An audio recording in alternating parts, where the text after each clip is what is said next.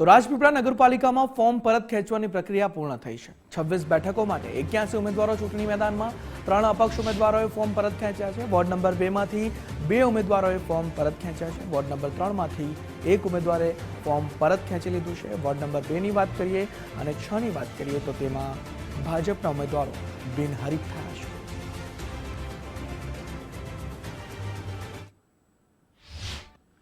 હું ભાજપના દરેક કાર્યકર્તા, અમારા પ્રમુખ, શહેર પ્રમુખ શ્રી અજીતભાઈ, દરેકનો આભાર માનું છું કે તેમણે મને ભાજપમાં ટિકિટ આપી અને સાથે સાથે બિનહરીફ ચૂંટાઈ એનો મને ખૂબ ગર્વ છે। આગળના વર્ષોમાં રાજપીપળામાં સારો વિકાસ થાય તથા પાર્ટી સાથે અને પાર્ટીના બીજા બધા પણ અમે સાથે જીત મેળવીએ એ માટેનો પૂરતો પ્રયત્ન કરીશું। નગરપાલિકાની ચૂંટણીમાં ભારતીય જનતા પાર્ટી તરફથી 2 ઉમેદવારો બિનહરીફ થયા છે। એ બદલ એમને ખૂબ ખૂબ અભિનંદન આપું છું અને ઇલેક્શનમાં પણ ભારતીય જનતા પાર્ટીનો ભવ્ય વિજય થવાનો છે અને નગરપાલિકામાં ફરીથી ભગવો લહેરાવાનો છે। तो 3 बजे तक 3 कैंडिडेट्स ने अपनी जो नॉमिनेशन थी वो विड्रॉ कर दी थी। उसमें वो तीनों के तीनों इंडिपेंडेंट कैंडिडेट्स थे। 2 कैंडिडेट्स वार्ड नंबर 1 से थे और 1 वार्ड नंबर 3 से था।